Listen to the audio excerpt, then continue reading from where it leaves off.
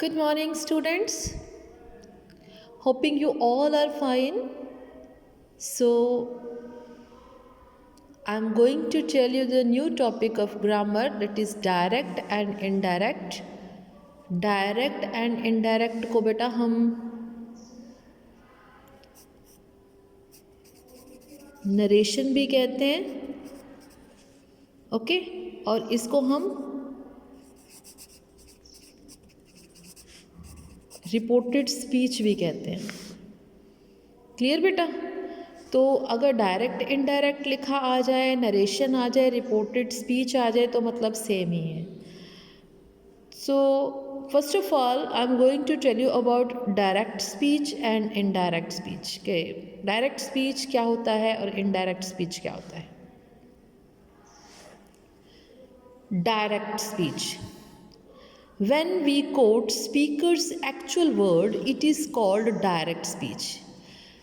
अगर हम कोई स्पीकर कोई बात कहता है, उसकी बात को सेम एज इट इज़ जैसे उसने बोला था सेम वैसे का वैसे हम बोल देते हैं तो उसे डायरेक्ट स्पीच कहते हैं।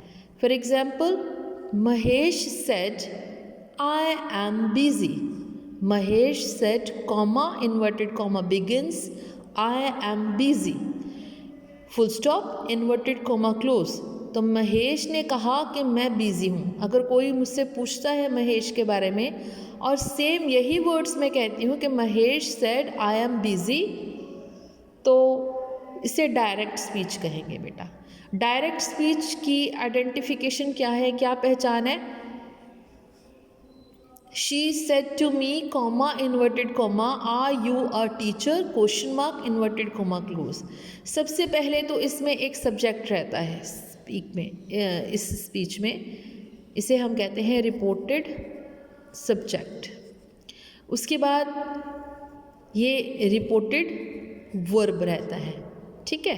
रिपोर्टेड वर्ब के बाद रिपोर्टेड ऑब्जेक्ट आएगा और कॉमा इन्वर्टेड कॉमा के अंदर जो भी पूरी लाइन लिखी जाती है उसे हम कहते हैं reported speech. Clear? Reported speech कहा जाता है इसे। समझ आ गया? नेक्स्ट है indirect speech. When we do not quote the speaker's actual word, rather we tell it in our own words, it is called indirect speech।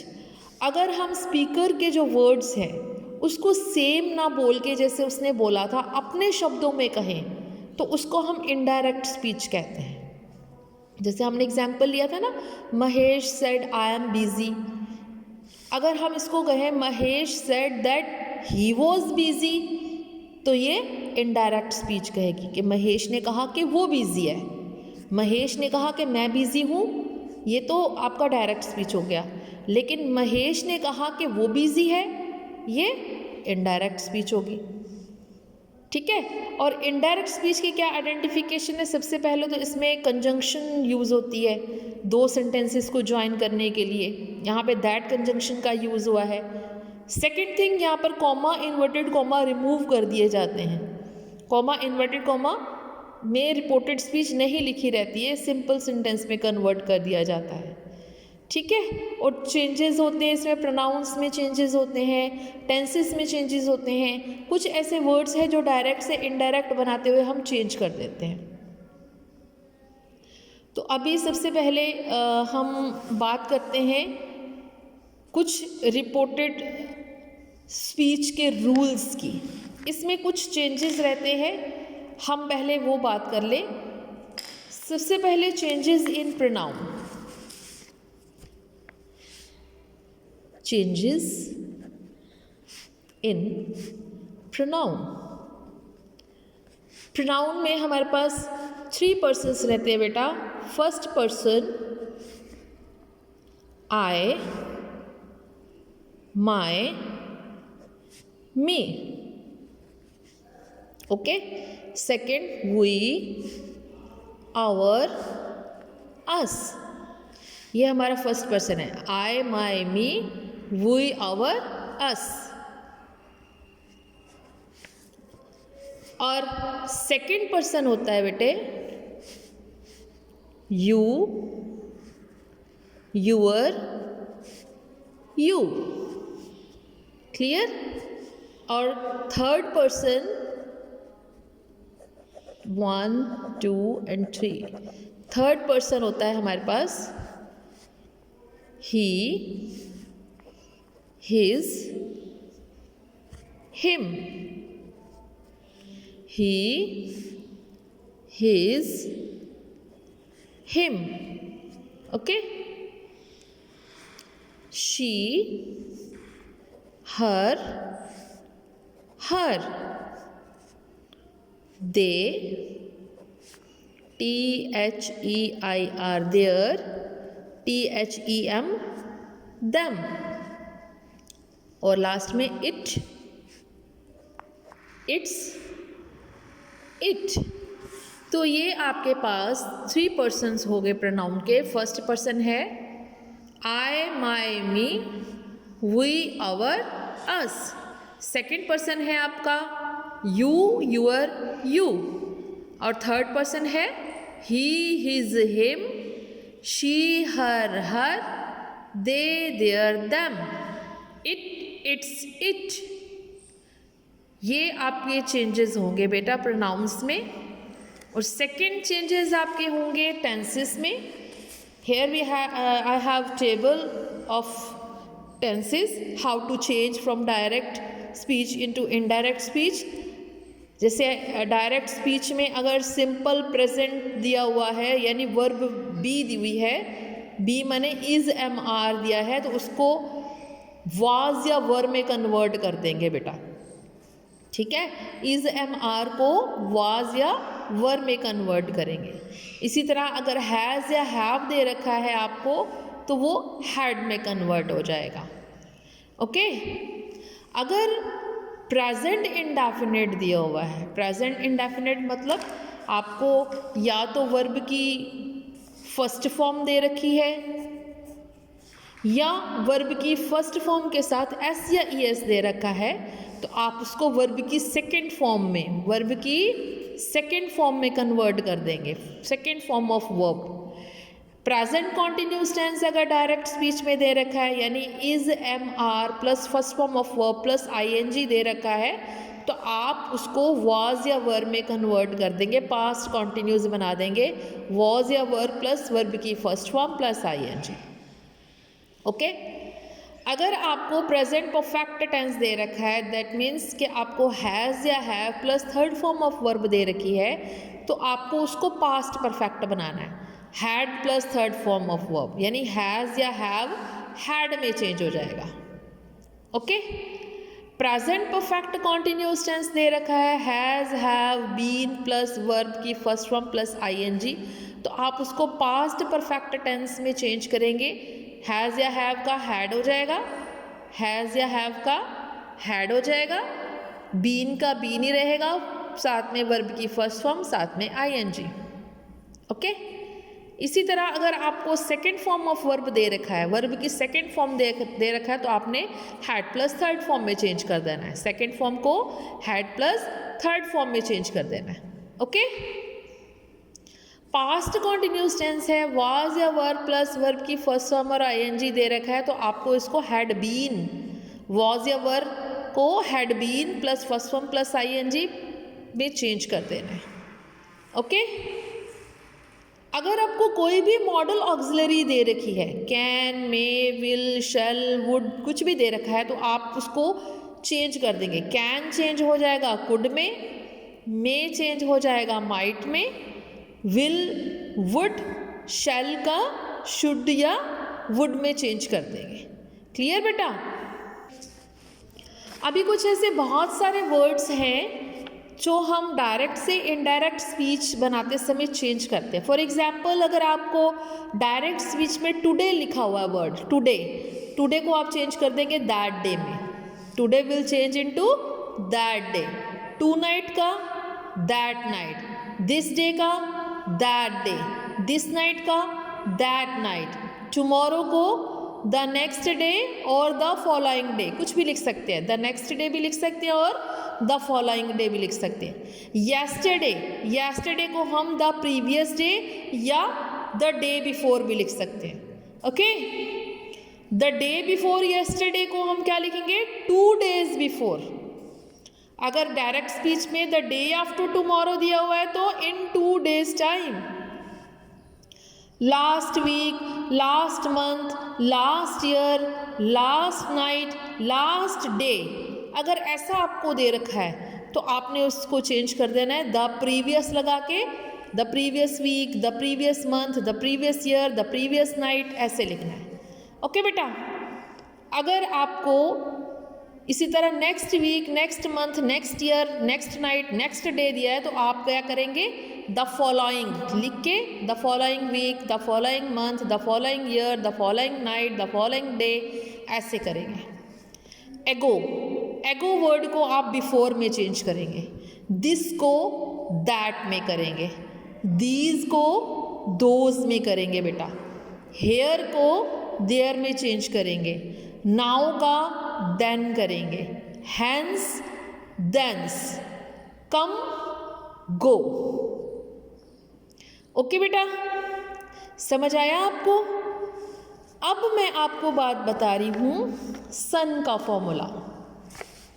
सन का फॉर्मूला होता है बेटे SON, sun, 1 2 3।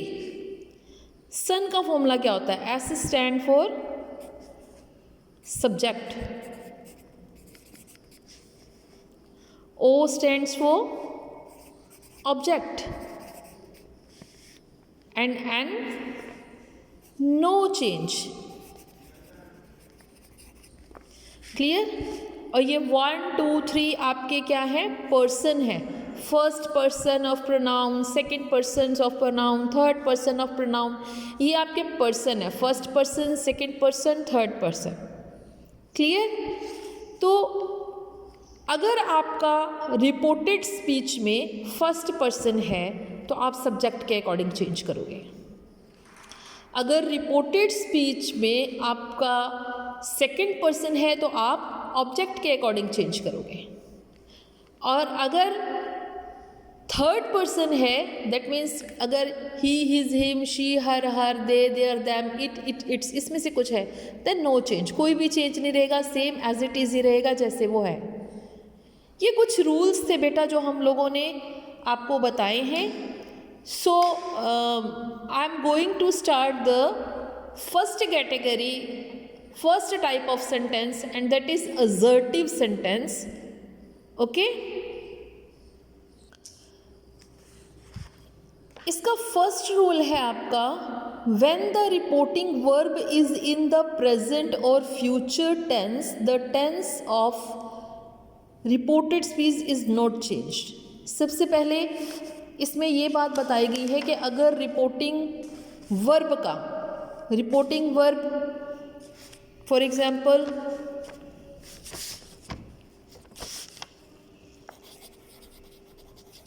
Raman says, comma, inverted comma, I am honest, full stop, inverted comma, close, inverted comma, close. Okay, ये sentence है Raman says I am honest. एक और sentence लेते हैं, the principal will say, comma, inverted comma, begins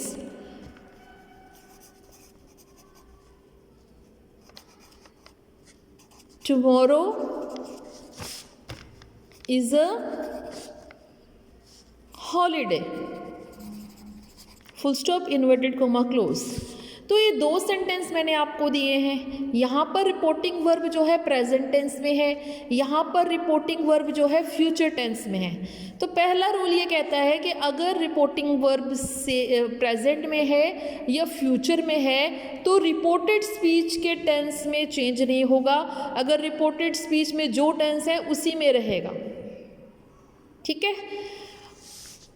क्योंकि ये simple sentence है, simple sentence में हम एक बात बता दें आपको कि कॉमा, इन्वर्टेड कॉमा को हटा के दैट कंजंक्शन का यूज़ किया जाता है। दैट यहाँ आ जाएगा Raman says, comma, inverted comma को हटा के हमने कंजंक्शन दैट लगाई। और इसके बाद हमने देखना है रिपोर्टेड स्पीच का जो फर्स्ट, रिपोर्टेड स्पीच का फर्स्ट प्रोनाउन, ये फर्स्ट पर्सन है। फर्स्ट पर्सन सन का फॉर्मूला क्या कहता है? सन का फॉर्मूला कहता है अगर फर्स्ट पर्सन है तो सब्जेक्ट के अकॉर्डिंग चेंज करो। तो यहाँ पर हमारा फर्स्ट पर्सन है तो सब्जेक्ट हमारा है Raman. Raman is a boy, look at here, he, his, him,